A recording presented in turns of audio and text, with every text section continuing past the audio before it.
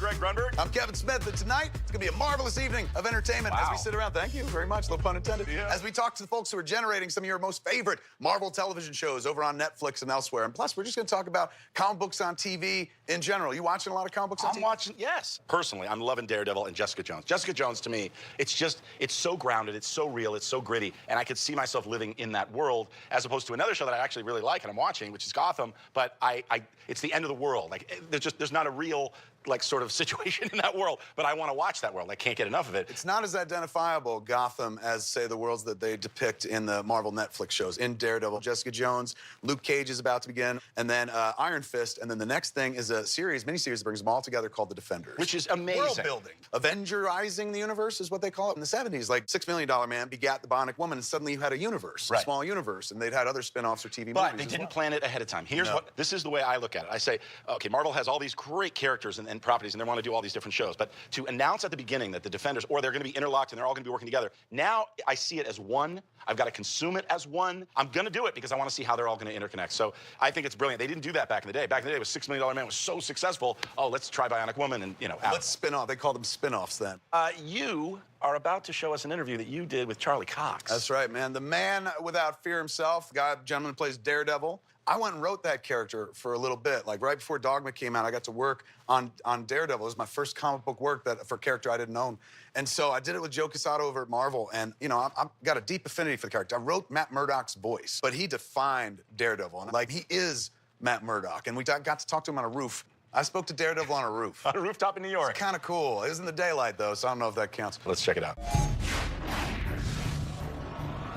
So I come to Daredevil not just as a longtime fan, but also as a guy who wrote the character at one point. When you watch the first episode of Daredevil, you put on Matt Murdock like a second skin. Were you familiar with the books? No, not at all. I was by then, but when I got the job, not at all. So they call you up, they're like, we want you to play Daredevil. You're like, who's that? Which one is that? Yeah, well, by the, you know... Is he an Avenger? What is he then? Oh, a Defender. That's pretty good. You know, in the period of time waiting for the... I guess I auditioned and then I had screen tests. Right. And it wasn't just you. Think about it. It was a bunch of us, yeah. Well, the Marvel Universe begins with Iron Man, and Robert Downey Jr. was put through screen tests. Yeah. You know what I'm saying? So from the top down, they're apparently very sticky about who puts on the suit. That's one of the things that I get from being around the Marvel Cinematic Universe that I think is so brilliant, is that you really do feel like you're in a world where the most important people around are the characters. Yes. Who's more fun to play, Daredevil or Matt Murdock? I think, from an actor's point of view, Matt Murdock. I would imagine, that's why. Because I think it's such a gift to an actor to be given all these kind of conflicting feelings and emotions and drives. You know, I like to think of Matt as a little bit of an alcoholic. So he puts on the suit and all bets are off, right? He doesn't know when he's going to get home. And it could be 2 hours, it could be 4 days. And I think Matt Murdock suffers from all the repercussions of what Daredevil does. There's a Daredevil purist this guy's been reading for years. One of the most interesting aspects of the character that other comic book characters didn't have is the dude, like, he liked to have sex. This is a dude who's just like... Had a lot of girlfriends. Yes, like on rooftops. Like, and he was a guy who made out because they were like, you poor blind man, he's gorgeous and stuff. So he's had, like, a lot of lovers. So when they did him and Claire, before, you know, they ever got to Karen, and the next season it was like, well, it's him and Elektra. Yeah, that plays really nicely alongside the Catholic guilt, you know what I mean? Absolutely. Which were you raised Catholic as well? Yeah. So was I. Maybe that's why the character always appealed to me and stuff. You're able to bring just that little extra edge of like, oh, I know what it feels like to sin. And have to go into a confession and talk to a stranger. Right. And have it play. You work with Rosario, who's a friend of mine. Yeah, she's amazing. Isn't she fantastic? Like the nicest person. And she's a huge comic book fan. She's a huge nerd, man. And what I love about what they've done with her character, she's the through line. She's the thing that keeps all these 4 shows together before the Defenders. Yes, which means she's probably going to be at the heart of the Defenders miniseries. I hope so. I'm guessing. I know you're going to say it. I know, I don't even know. They don't tell me. Dude, I will get more information from you. I was doing this play in Manhattan. I would leave the play, and there's lots of Daredevil fans outside. I'm getting information of those guys. They're telling me. I found out that way that we were doing a 3rd season of this show. Congrats on season 3. You're like, oh, it is? Yeah, I was like, great. Yeah, man, the fans will take you far. Coming up. The thing about being Daredevil on this show is he takes a beating every episode. Yeah. And later on, I hope that we get to do, like, Daredevil meets Jay and Silent Bob, because that's what I'm hoping as well.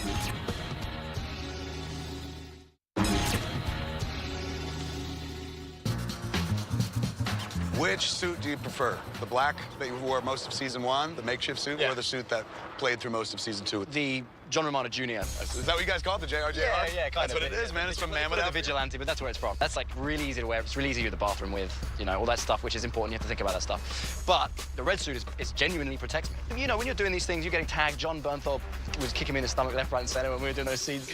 Yeah, man. So there was one scene we did on a boat, a fight scene we did on a boat in season 2. The first move is I'm on the floor, he kicks me in the stomach, right? Yeah. And I roll over, right? So the first couple of times he's tagging me, and I'm like, I don't want to say anything, because as soon as you say anything, he's going to be thinking about it, and I want him to really enjoy it. I want As generous as another performer, you're like, let him stay there.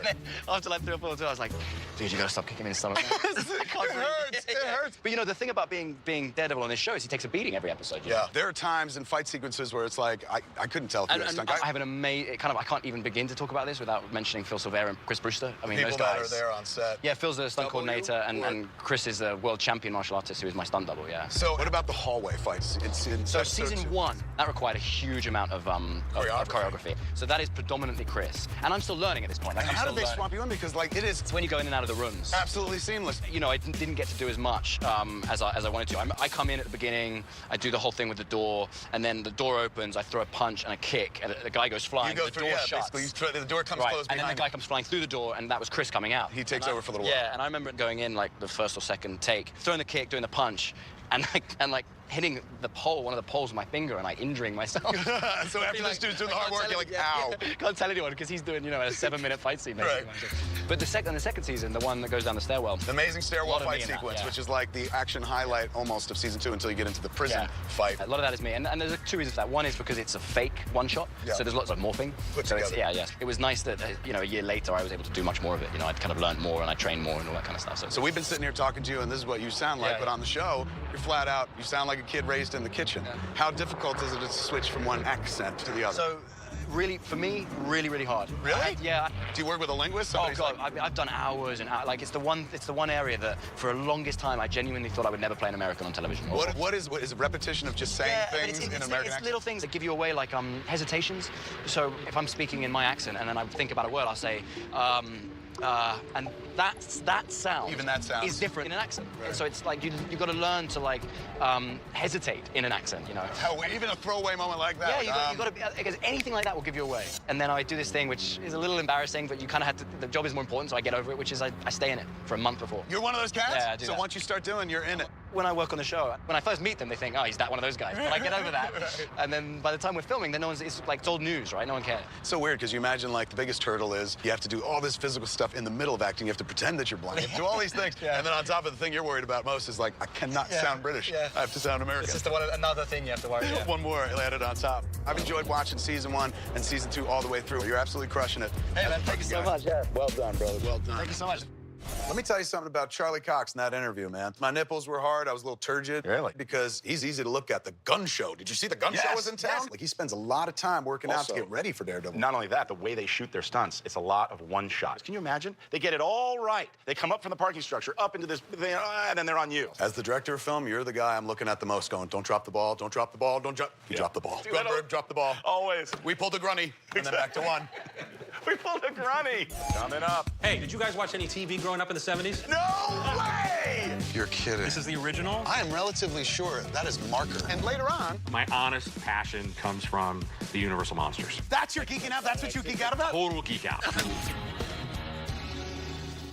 There's a way to build a universe where clearly you go in with a plan like they did over at Marvel. The DC universe, instead of building singly, they bring them all together first and then they'll all get separated. Okay, but what about TV and film, the 2 divisions? Are they talking? Never. It's so strange. Isn't that weird? Except here, I'll give you this much. Over at Marvel, there's a little more contact. And as much as we saw Agents of S.H.I.E.L.D., the TV show, affected by the events of Captain America 2, The Winter Soldier. Yeah. But over at the Warner Brothers side, not whatsoever. Zack Snyder was very clear about wanting to hire a brand new Flash, even though the CW has an insanely popular Flash played by Grant Gustin. Yeah. They wanted to bring their own Ezra Miller in to become the new Barry Allen. And a lot of people question that wisdom because, like, you got a fan base for this actor and this character. Just bring that fan base to the table in the movies, man. Like, people are loyal. If you're following every episode of that show, you'd follow him right to the cinema. Exactly.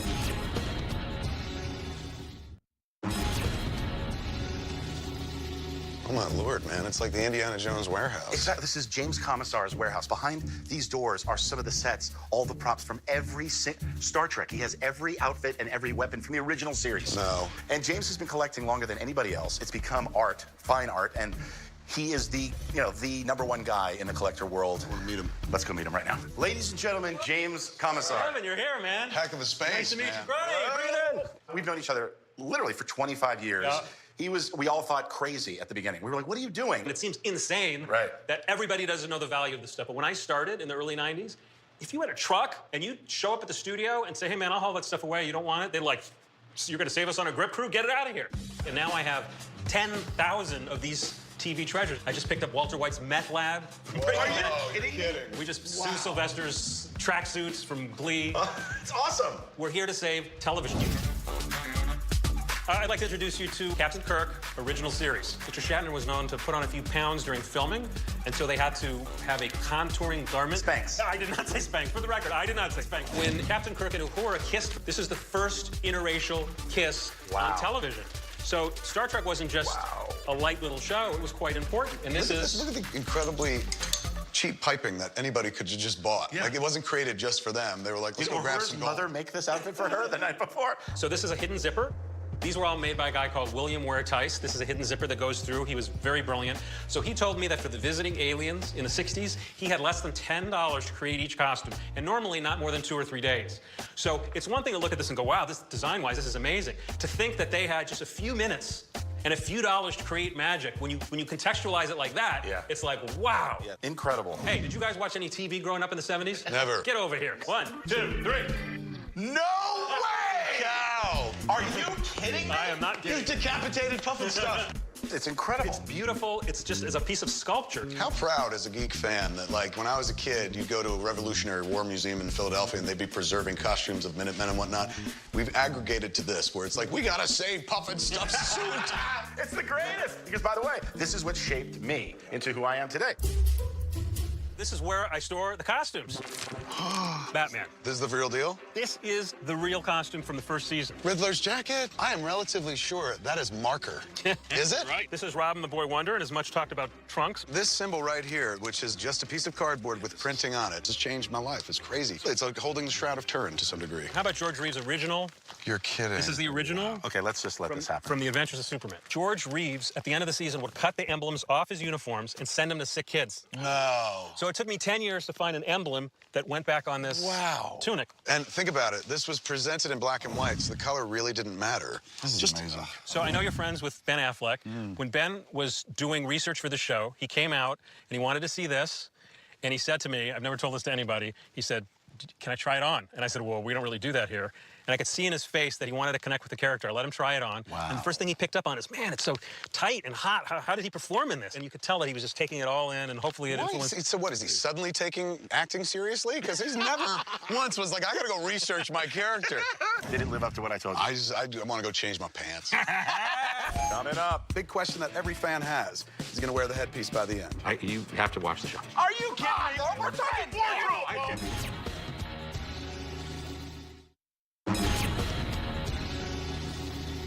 Hey, welcome back to Geeking Out. Look, when we got the opportunity to do this show, there was one guy that I knew I wanted to, well, two. J.J. Abrams, obviously, and Jeff Loeb. I got the chance to work with Jeff Loeb on Heroes. We bonded. I literally love you, and I cannot thank you enough for being here. And why was I not put in tights on Heroes? Let's just start there. It's not over. You're still going to put me in tights. You never know. How faithful are you to the comic book story? Do you hear from a lot of people when you go to Comic-Con, they're like, what do you do? It's like, this is nothing like the comic. Daredevil's a perfect example. What's important is that Matt feels like Matt, Karen feels like Karen, Foggy feels like Foggy. If we get that part right, then we're in good shape. If all we're doing is taking the comics and blowing them up and putting them on, then the audience is sitting there going, oh, I already know what's going to happen. You just have to be careful. You don't want a Foggy running around the Daredevil costume. What? That was season 3 to me. Foggy puts on the red suit. You're bringing Power Man and Iron Fist to life. You know, Heroes for Hire. Eventually. Eventually. Danny Rand's the Iron Fist series. The big question that every fan has is he going to wear the headpiece by the end? You have to watch the show. Are you kidding me? We're talking wardrobe. Wardrobe. Come on. No, these are things. We got you out of work today. Seriously. Like 9 more series. That's a good for you. When are we going to see Cloak and Dagger? When are we going to see like a trailer for that? We're just starting. So we're literally at the pen and paper stage of that. There you go. There you had a little scoop for yourself. Yeah, that's huge. You've done a lot. You've accomplished a lot.